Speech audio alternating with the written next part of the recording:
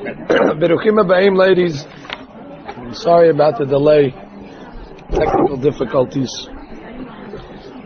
We're studying Parashat Vayishlach. Parashat Vayishlach is the classic confrontation between Yaakov and Esav, which is not only an historical event that happened thousands of years ago, but it has meaning until our time, I should say, specifically in our time. We have a famous rule when we study Chumash, Ma'aseh Avot Siman Labanim. The Ramban says this. Whatever Avraham and Yitzchak and Yaakov went through in their lives, they were actually preparing history, what was going to happen and is going to happen to their children. Which means these events are not isolated incidents that happened once. If it happened to Yaakov, that means this is going to be the model. This is going to be the pattern that's going to follow throughout the generations. And we see in this parasha a confrontation between Yaakov and Esav, which is the confrontation between Jews and Gentiles. And it is the parasha of how Jews and Gentiles are going to deal with each other during the exile. Of course, Hachamim tell us that there are two types of exiles that the Jews can be in. Yaakov Abinu, when he's praying to be saved from Esav and his 400 soldiers or chieftains, he asks God, please God, save me from my brother, from Esav. And the Hakamim learn from those words, my brother Esav, it's a double language. He only had one brother, just say, save me from my brother. Or save me from Esav. Why does he say, save me from my brother, from Esav? Hakamim over here learn a phenomenal concept that Esav, Goyim, have two faces. Sometimes they appear as Esav the brute, Esav the violent one, and he comes against us with his concentration camps and his pogroms and his inquisitions and his Kristallnacht. That's Esav. And we all know that Esav, and we're all fearful of that Esav, specifically in our time where we see the rise of anti-Semitism. We're all wary of such incidents and such situations. But that's the facts. Esav does have that nature towards the Jew. That never changed. And Yaakov Abinu was praying that Esav should not appear as that violent person and come and decimate him and his family. But he also prayed, please God, save me from my brother. Because sometimes Esav appears as a friend. Sometimes Esav, the Goyim, welcome the Jews into their land. And the Jews are afforded freedom and liberties and rights like everybody else. And that's just as well a danger. As a matter of fact, it's even more so a danger. Because when the Jews get freedom and are able to socialize and mingle in the host country that they're in, there's a great chance that the Jews will assimilate. As we see today in America. Ladies, you have to remember, we're in exile now. Although America is the home of the brave and land of the free, and God bless our country, but this is an exile.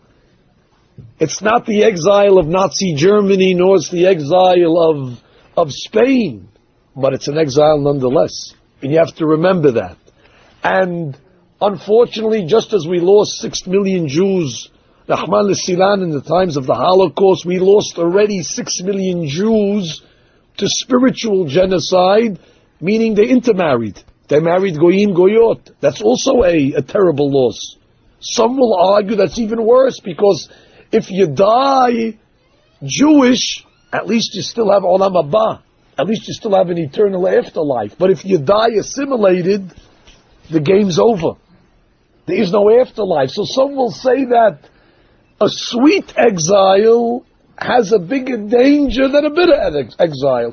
Yaakov was concerned about both situations, and therefore he says, Hatzileni na miyad ahi miyad Esav. Save me from the Esav that acts to me like a brother, and save me from Esav that acts to me like the brutal person. Save me from both situations. And maybe it's because of Yaakov, not maybe, certainly it's because of Yaakov's prayer that not only did he get saved, but we're saved, which is, it's a miracle of miracles. The majority of Jewry in America today is either conservative, reform, or unaffiliated. How many Jews are Orthodox? And we take it for granted because we live in New York. So we think, what do you mean? Everybody's Orthodox. Look at how many shoes we have. And this is a very small pocket. We're spoiled. The statistics are all not like New York, or not like Brooklyn, or not like 2 or 3 zip codes that we're living in. The majority of the world is not like this. Go across this country and go across the world, and the Jews are faltering. Jews that don't even know that they're Jewish. So why are we here today? How did we make it? How did we still exist and not become assimilated? No doubt, we are the product of that prayer that Yaakov Avinu made 3,000 years ago and said, please God, save the Jews from the brotherly Esav. Save the Jews from the exile of America, that we shouldn't fall into total spiritual oblivion. And Baruch Hashem, we are the fortunate ones that are actually holding up the fort. You know, we're the last of the Mohicans. We're from a minority in a minority in a minority. So you can never underestimate your value, ladies. You know, the fact that God bless you all, you're religious, and we keep kosher homes, and you send your children to yeshiva, don't take that for granted. In God's eyes, we're like, it's an extinct. It doesn't exist anymore in this world. Borei Olam has us on a special list. Not too many thousands make that list. It's only a sign that we have to re-energize our efforts to keep to this level. But I saw a fantastic thought that's brought down by some of the Hakamim, the Bet HaLevi. This is when the Jews were in Egypt, which was also an exile. That happened to be an exile of the other face of Esav. That was a brutal exile. Slaves for 210 years, men and ladies working in slave camps. They didn't feed us like we were supposed to. They didn't treat us like we were supposed to. We worked 18-hour days. That's the Esav of the violent nature. So I saw some of the books bring down, if we can understand it, why did this happen? Why did God allow this to happen? And he writes that when the Jews came down to Egypt, originally they didn't live in Egypt proper.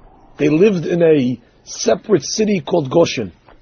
Yaakov Abinu masterminded that. When he came down with his family, his 70 children and grandchildren, he said, we're not living in Alexandria, we're not living in Cairo. That's where all the other Egyptians live. Ask Paro if we could live off the beaten track in a little area of our own. And Paro agreed. And the Jews for many years lived in like a ghetto called Goshen. And it was over there that Yaakov Avinu built the yeshiva. And the Jewish people were able to exist. And there was a separatist nation. And they didn't involve themselves with the Egyptian population, which was corrupt. And then what happened? Yaakov Avinu died. And all the tribes died. And then the Jews left the ghetto. They left Goshen. And they came into Egypt. And the Jews started to multiply. And now the Jews started to go to places where Jews never were before. The Midrash writes they were in the theaters, they were in the arenas, and all of a sudden the Egyptians turned around and said, what are these Jews doing over here? We never saw Jews over here in this area. All of a sudden the restaurant, you couldn't get us a seat in the restaurant. All the Jews, we never had a problem like this over here. And the Egyptians started to resent us. And they started to despise us. It says, the land was everywhere you went, there's Jews. And the Egyptians could not tolerate us. And the slavery began. Says the Bet HaLevi, if you can imagine, it was a blessing. Because It was the gezerot, it was the decrees of the Egyptians that kept us separate. If the Egyptians wouldn't have pushed us away, we probably would have become totally assimilated. It says already in the Midrash that the Jews in that time, who were circumcised, they were circumcised, but they started to cover their circumcision in order to make it look as if they weren't circumcised, because they wanted to fit in, they wanted to blend.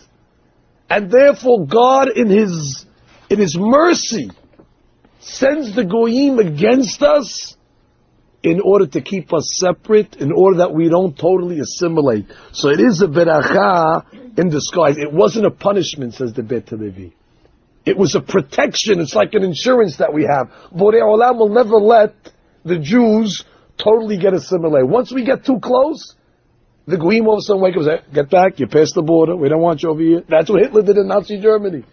Where Jews in Germany were becoming totally assimilated, marrying agreement, Hitler came along and said, he's going to check the lineage. If your great-great-great-grandmother was Jewish, go back to your side. You're Jewish. Sometimes God has to send the tyrant. Not that Hitler's going to get reward for this. Hitler's burning in Gehinnom. He's not even Gehinnom. He's in Kefakela. He's in the worst place for eternity. And it's fact. No question to ask. But for us, the lesson is that if we don't separate ourselves, that's when anti-Semitism comes. The sleeping bear wakes up when the Jews get too close. And if we're reading about anti-Semitism today in the newspapers and the magazines, you have to know that we bear the responsibility also. Not only politics in Israel, not only because of world opinion, etc. It's because maybe we're acting too much like the goyim in our lifestyles. And maybe we're modeling their behavior, and maybe we're modeling their dress, and maybe we're modeling their style, and maybe we're modeling their eating habits. And after a while, Borei Olam says, hey, what's the difference between my nation and their nation? So he sends the goyim to come along and say, hey, fellas, you're Jews, you're not us. Get out of here, go back to your way. That's one of the roots of anti-Semitism. And if we want to do something about it, you could send letters to your politicians, you could call the president, you could march on Fifth Avenue with signs. That's all very nice. But if you want to know the root of why this happens, it's because maybe we're crossing the border. Maybe we went over the line, even in the Orthodox community.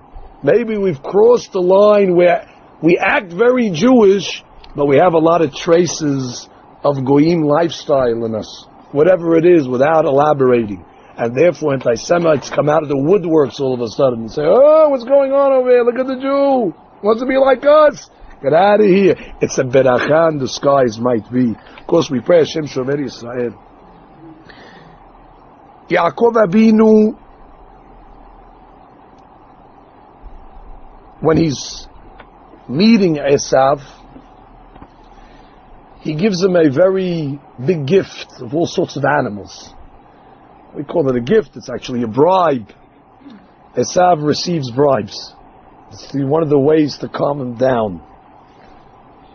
Rav Aaron Kotler, Zichrono Livracha, used to wire money to the Germans to bribe them in order to save Jewish lives during the Holocaust. It's a flat-out bribe, but that's the way you deal. How did Rav Aaron Kotler know that's going to work? Because he knew Yaakov Abinu did it. And this is the blueprint. Whatever Yaakov Abinu does, that becomes the method to deal with goyim. He prayed. So therefore you have to know, you have to pray. When there's anti-Semitism in the world, when goyim are coming after us, you have to go to Tehillim readings and open the books and cry your heart out, because that's what he did. But he also gave gifts. He subjugated himself a little to Esav. So Rav Aaron wires money to the Germans, and it worked for a while. But it's interesting how he gave these gifts. The pasuk says, "Ve'revach tasim ben eder le'eder." He gave him all sorts of animals, but instead of giving all the animals, let's say, in one group, in one herd, he took some animals, put them in one section. Then he put a separation, then he put some more animals, a bunch of animals. And then a separation, another 30 animals. Then a separation, another 50 animals. He gave it to him in like increments, so when Esav is standing there, he sees one group come, and then another group, and then another group. He split the animals up into many groups. And Rashi tells us why. He says, in order to satiate the eye of Esav. In order that Esav, it should seem to him as if it's a lot, much more than it really is. Yeah, this is a technique, this is a style that Yaakov is teaching us over here. Which means, if he gave him, let's say altogether, I don't know, 1,000 animals. 1,000 animals is 1,000 animals no matter how you count it. You could put 1, 10, it's the same thing. Bottom line, Esav at the end of the day knows what he's getting. But we learn from over here that people are very influenced by what they see.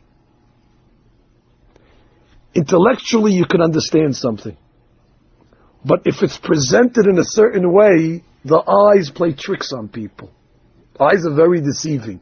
And therefore you could put the same 1,000, but if you put it in a certain way, it looks like it's 10,000. But even though Esav knows that it's a sketch, it's a ploy, but the eyes already affect the person as if he thinks he's getting much more than he's really getting. Now that method was used by the Hafetz Chaim many years later when he was in Poland, and the Goyim were making decrees in Poland, the anti-Semites. So they came to the conclusion they have to bribe one of the officials. So they came up with a certain amount of money, and they're going to go give it to the official.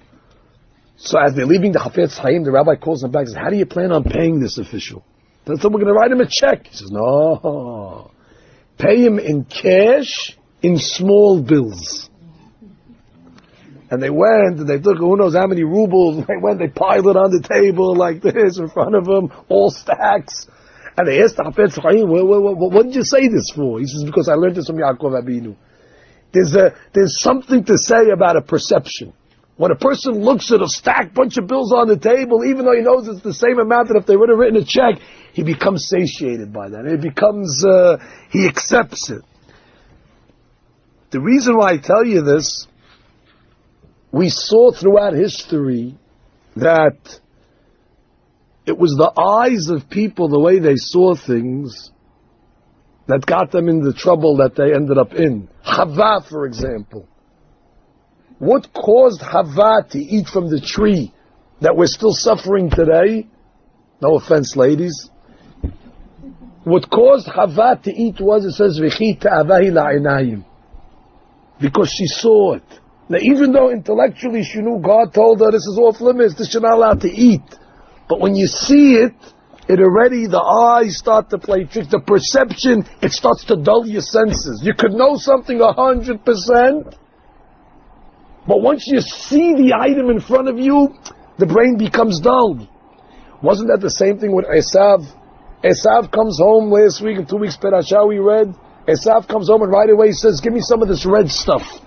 Again, Esav is bound by what he sees by his eyes. I saw an interesting thought in the Birkat HaMazon based on this. In the Birkat HaMazon, we thank God for the food that He gave us. We thank God, behen, behesed, berevach, uberachamim. We thank God for giving us the food with charitable graciousness. A behen, what does behen mean? God, we thank you for giving us the food in a charming way. What does it mean? A charming way. Hen is charm, or grace. We talked about it last week in Tefilat HaDerech. Now I want to explain you what the word hen means in Birkat HaMazon. Does it matter what food looks like? Does it matter what food tastes like or smells like? Bottom line, the main thing is that it satiates you. If you were to eat a piece of food and swallow it, bottom line, in your stomach it's all the same thing. It gives you the nutrients you need. So God technically could have made all food clear, opaque, tasteless, odorless, and every day you'd have to eat like tofu or something like that. You have to eat a brick of this a day and finish, and you'll be satiated and you'll live to 120. God could have done that. But we thank Borei Olam, you created the food behen. You made the food charming. Every food has a color to it, and when you look at the color, it becomes appetizing, it becomes delectable. Every food has a shape to it, the roundness of an apple, that makes it charming to us. That makes it, we salivate when we see such a thing. And the smell of the food also.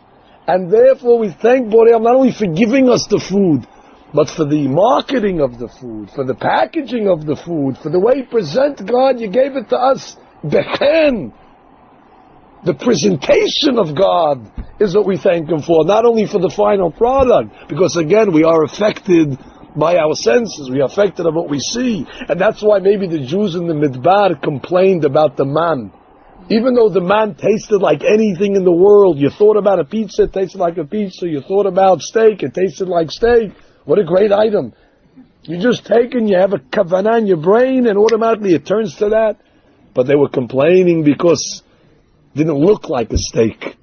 You didn't have the perception of what you were eating, and that already is not the same pleasure. There's an interesting halakha regarding Bikur Cholim, visiting the sick. Halakha says we're not supposed to visit the sick people early in the morning when they just wake up, nor should you visit the sick people at night before they're about to retire and go to sleep. Why? Listen to the interesting halakha. Gemara says this. Because if you visit a person in the morning when he wakes up, so they look stronger than they really are. Because they just slept, how many hours, now they're waking up, they're a little fresh. So the visitor might say, oh, he looks okay to me, so he doesn't have a problem. So he might not pray as hard. He might get the false impression that he's okay. If he comes at night, at the end of the day, so the patient looks sicker than he really is. And therefore the guy might walk in and say, wow, look at this guy. Ooh, I didn't know he's so bad. You know what? It doesn't even worth to pray for this guy anymore. It looks like he's in too much, it's over. So they say, come visit him like in the middle of the day where you can see really the... So I saw the rabbis explain this halakha. We're talking about a person who's going to visit a sick person. He knows the prognosis. The guy who's making the visit knows exactly the amount of danger. So what's the matter when he visits him? The doctor tells him he should know he's going to be okay, he's going to be fine, it's 3 days now, so visit him anytime. But the rabbis knew that when you see something, it affects your nature.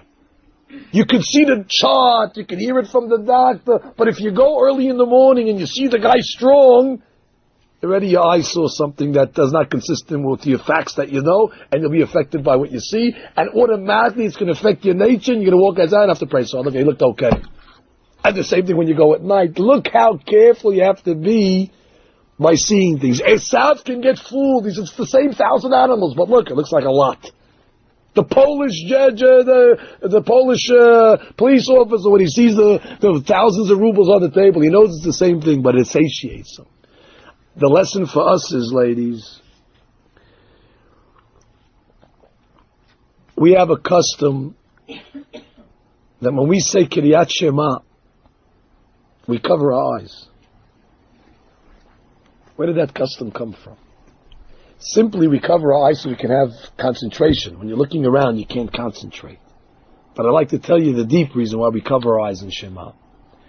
Because in Shema, we accept the oneness of God, and we accept that God is in control in the world, and we accept that God is right, and God is correct, and God doesn't make mistakes, and He's monitoring, and He's supervising. All the major principles of belief are in that one line, Shema Yisrael, Adonai Eloheinu, Adonai Echad. But you know what? We can all believe that.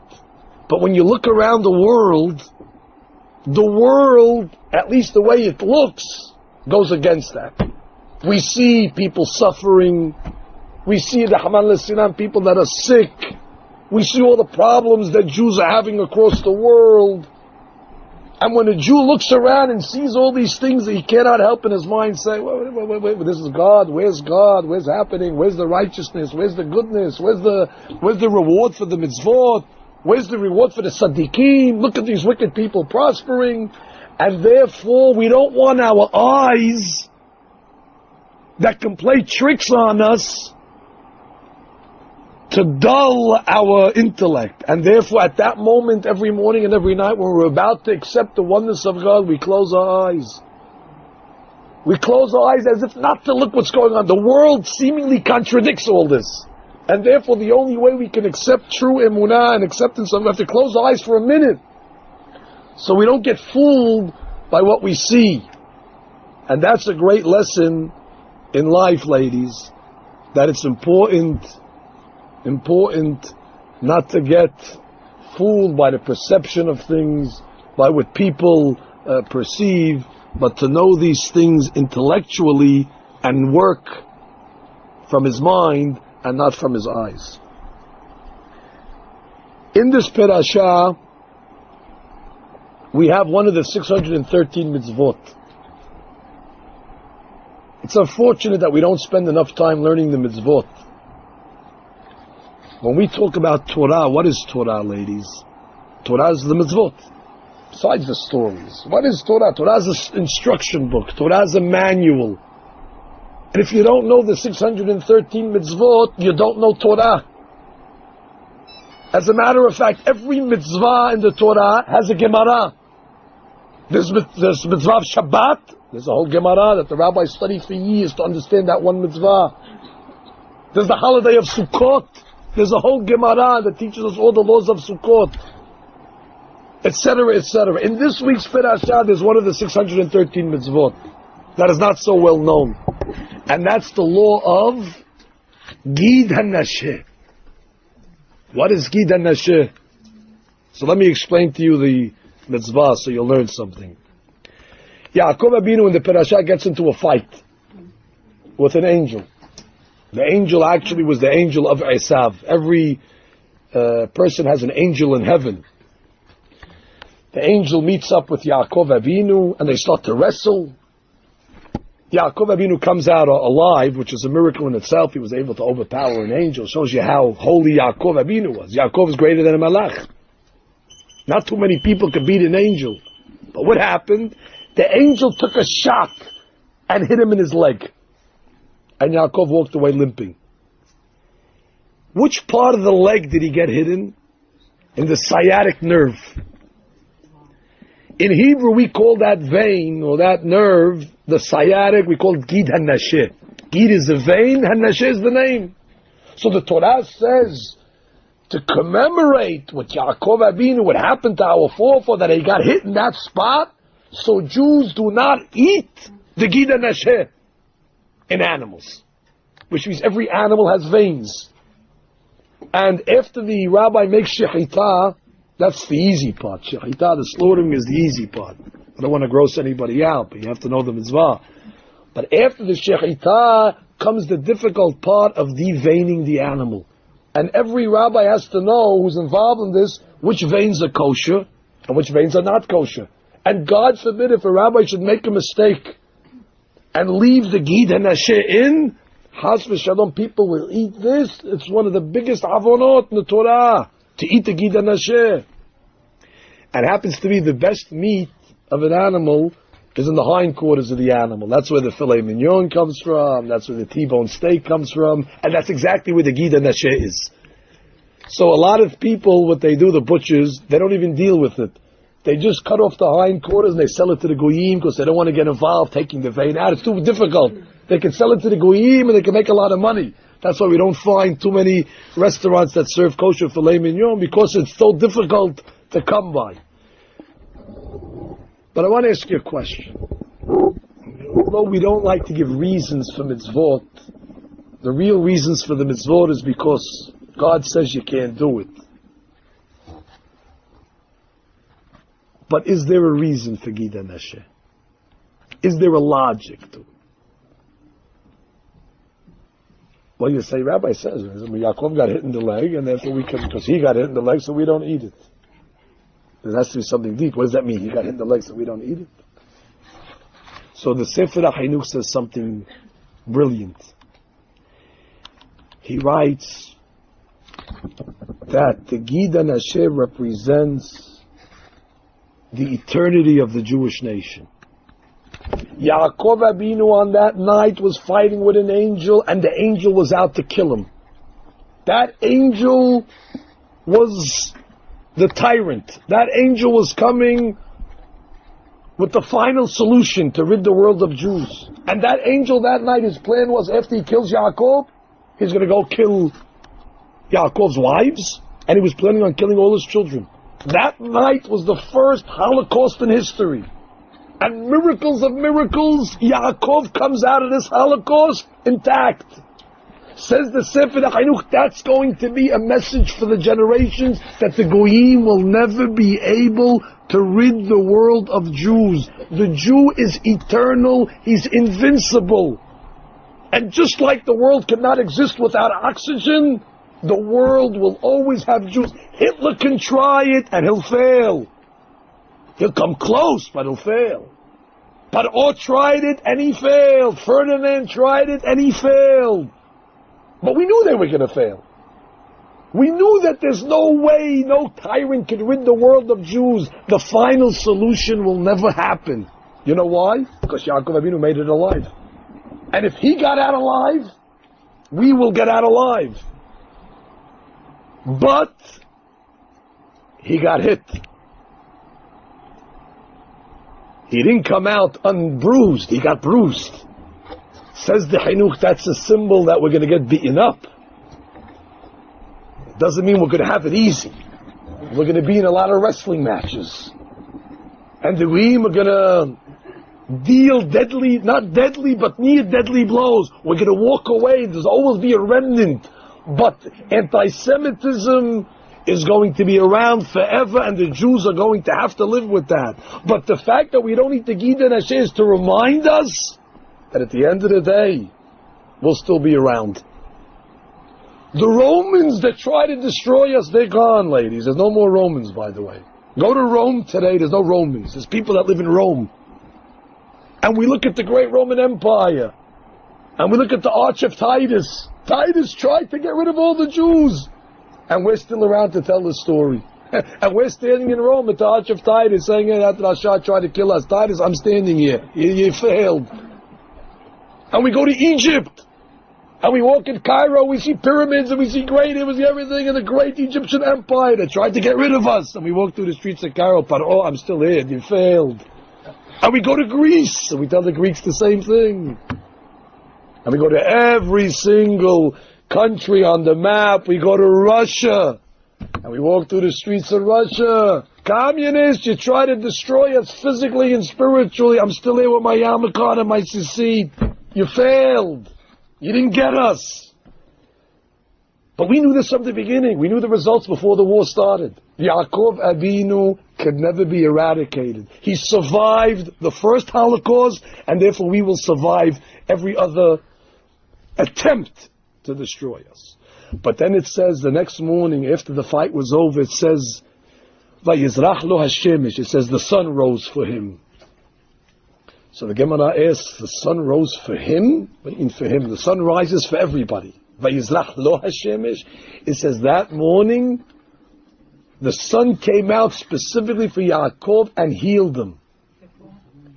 He walked away and the pain was healed. The sun cured him. Says the Chinuch that the symbolism is that God is going to cause the sun to rise. That's the son of Mashiach. And Mashiach is going to come in that proper time, and he's going to heal the Jews from all their wounds and all their hurting and all their pain, and all those people that died are going to come back to life, and families are going to be reunited, and people are going to see their loved ones. And the sun shone for Yaakov, and the sun is going to shine for us in the light of Mashiach. Sefer HaChinuch put such a beautiful understanding to this mitzvah. But it always bothered me, because if that's the reason for the mitzvah, when do we ever have a chance to remember this? It's not like we're ever confronted with a Gid HaNasheh. We'll never see a Gid HaNasheh in our lives. We don't eat the Gid HaNasheh. So when do you ever have a chance to remember this? You want to tell me, we eat matzah on Pesach. So every year when I look at the matzah, I remember, oh, this thing, that concept, that significance. But Gid HaNasheh is a negative commandment. The Torah saying, don't eat it. So when did the Torah expect me to ponder upon this beautiful point that the Jews are an eternal nation, and Yaakov survived and he made it? And the explanation is, ladies, by coming to class. God doesn't only want us to perform the mitzvot, He wants us to learn about the mitzvot. The fact that we came here today and learned about the law of Gid HaNasheh, the mitzvah served its purpose. Because we reminded ourselves of what Borei Olam is trying to teach us. There's another reason I want to share with you on Gid HaNasheh.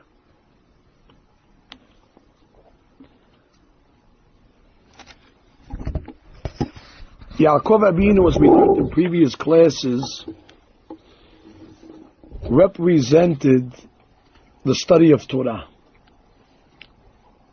Last week we said how he stopped off to study for an extra 14 years in Yeshivat Shem Va'eved. That's after 63 years of intense learning in his father's house, and all he did is learn his whole life. The angel of Esav was threatened by Yaakov Abinu. Listen closely what I'm going to tell you. How come the angel didn't go after Avraham Abinu? Do you think the angel liked Avraham any more than he likes Yitzhak? Abraham's a very religious man. If it's up to me, kill Avraham, go after him. Hey, let him, Avraham, no problem. Yitzhak! Yitzhak's a big tzaddik. How come the angel didn't go after him? The angel's only threatened from Yaakov? I'll tell you why, and learn this secret. This is the key to our existence. Avraham Abinu represents Hesed, charity, benevolence, kindness, hospitality. And we are charitable people and kind people and generous people only because we're the descendants of Avraham Abinu. We have that gene of Avraham Abinu in us. Jews by nature are kind and more charitable than other people. That's because we have a father who was Ish Hesed. But you know what? The angel of Esad said, if that's all the Jews are, kind, charitable people, that will not be able to keep them a nation. Hesed cannot maintain a people. The Goyim also do Hesed. Maybe not like we, but they do Hesed. The conservative and the reform, they also do Hesed. They have their charities. They have their organizations. Hesed cannot produce a perpetuation of a people. You need it. It's a pillar. It's a pillar. But it's not the item. So the angel tells Avraham, good luck, be successful, go. I have no problem with you. Then Yitzhak came. Yitzhak represents prayer. He was a sacrifice. Sacrifices are connected to prayer. Prayer is very important. Prayer is actually a pillar of the world. How much do we enforce praying? But you know what? The Satan says, I'm not threatened by Yitzhak. Let them build synagogues. Let them build shuls. The conservative and reform also build temples. The Arabs build mosques. And the Christians build churches. Houses of worship cannot keep a people a people. If all they're doing is hesed and praying all day long, come a time the Jewish people will be lost, they'll be assimilated. And then what? Came Yaakov Abinu. Yaakov Abinu's Torah. He learns Torah. Now the Satan said, now I'm in trouble. Because if he makes it, if he's able to exist and the Jewish people who learn Torah, that's it, they have a nation. We are a people because we learn. Take this book away from us, we're gone. The conservative and reform don't learn Torah. They don't study the Torah. They don't study Gemara. That's why they're all assimilated. That's why today the conservative and reform have to come along and say that Goyim are considered Jewish. If your father is Jewish, you're Jewish. Why'd I have to say that? Because they're running out of customers. Everybody's Goyim, everybody's assimilating, so they don't have a minyan anymore. So they have to start taking Goyim and claiming that. Why did that happen to them, ladies? Are they charitable? Yes. Do they pray in temple? Yes. So what is it then? What are they missing? Which ingredient are they missing? This right here. They don't learn. They don't open the book. They don't study the mitzvot. They don't have rabbis sitting and learning all day long and disseminating the Torah to the masses. And that's what the angel said. If Yaakov Abinu makes it, I'm doomed. Thank God the angel wasn't able to get Yaakov. Yaakov was able to hold his own, but he got him in his legs. Says the Zohar, what does the legs of a person represent? Support. The angel was able to put a blow, not to the learners of Torah, but to the supporters of Torah. That's what the Zohar says. And that's why today, the most difficult thing to collect for is for yeshivot. Go to a person and say, I'm collecting because they're hungry people. Oh, hungry people. Nobody wants to hear about hungry people. In a second, everyone, and rightfully so. We have to give money. There's no question. Go to a person and say, we're building a synagogue. Oh, building a synagogue. Give me 10 seats. Give me 5 seats. Give me the rabbi's office. Give me chandeliers. Give me mezuzot. Everybody gets excited, building synagogue. And then go to a fellow and say, we're collecting for the yeshiva. They're studying Torah. Leave me alone with Torah. Leave me alone with rabbi studying. Why is it so difficult? Why is it such a challenge to give money to Torah? I'll tell you why. Because the Yetzer Hara, the angel, when he hit Yaakov, he caused the negativity to the supporters. He figured if I can't go after the Torah itself, I'll go through the back door. If nobody supports Torah, there won't be any Torah. And therefore, if there's no Torah, there's no people. And therefore, he made it so difficult. And that's why every person has to know, when you're solicited for Torah, at that point, the Satan is working on you not to give. Because he knows if you don't give, he wins.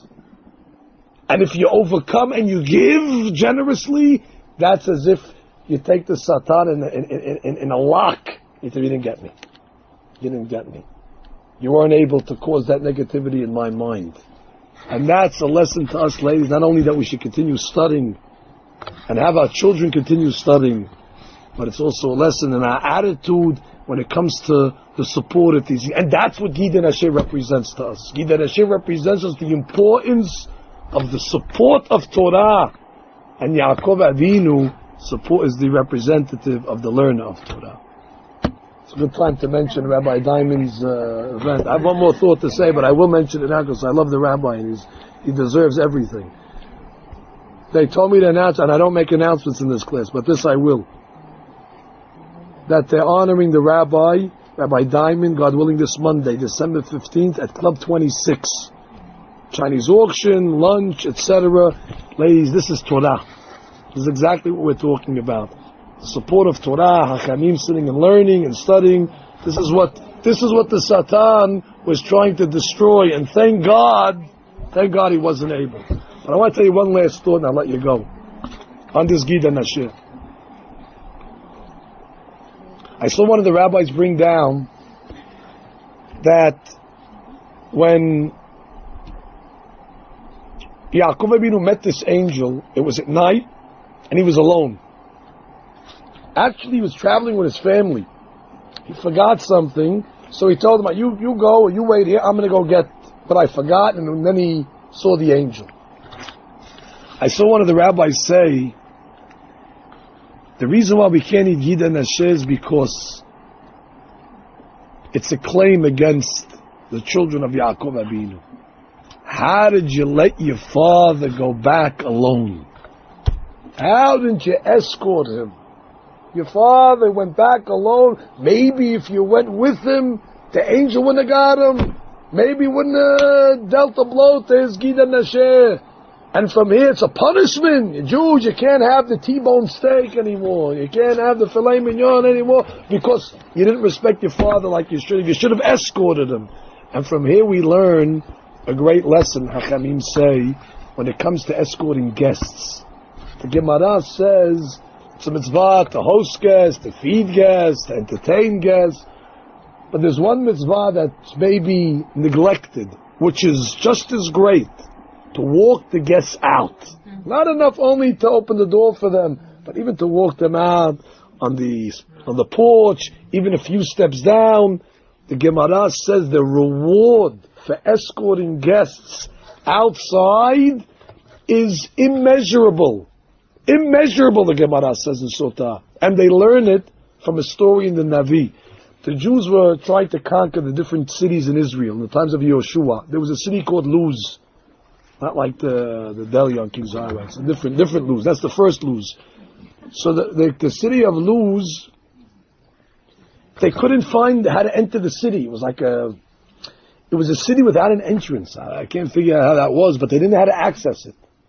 All of a sudden, they saw a guy who came out of the city. So they asked him, "How did you get in? How did you get in there?" So he just made a motion with his head, and he nodded towards a certain tree. And they went to the tree, and sure enough, they found there was like a trap door, and they went in, and they ended up conquering the whole city of Luz. They killed everybody. But that guy who did them the favor by showing them where the tree was, they kept him alive, his children alive, his family alive. And forever there was a pact between the Jewish people and that family. We don't touch them. We kill everybody in Israel, all the Goyim, but this family is protected forever. Why? Because he moved his head 3 inches in order to show somebody where the door is. Comes the Hakamim and say, if that's the reward for just nodding your head towards a tree, it brought life to him and his children and grandchildren. How much more so when we not only nod our guests to the door, but we actually walk them to the door and then walk them out and escort them out the house. How much more so is that going to bring us life to us and our children? The Gedolim, I saw the Gedolim, Hakam Ben Sion used to escort his guests, in his slippers. He used to go out when he was sick, he couldn't walk, in order to give the mitzvah of Levayav, escorting guests. The Zohar writes, it protects the guest. So there's a certain protection that the guest needs. He knows how to get home, we know that, he's going 2 blocks away. But when you walk with him, there's certain malachim that escort the guest there. And therefore we should not minimize this great mitzvah that we also learn from the mitzvah of Gid HaNasheh. And now you learned one of the mitzvot in the Torah as we're supposed to. Baruch Adonai le'olam, amen ve'amen.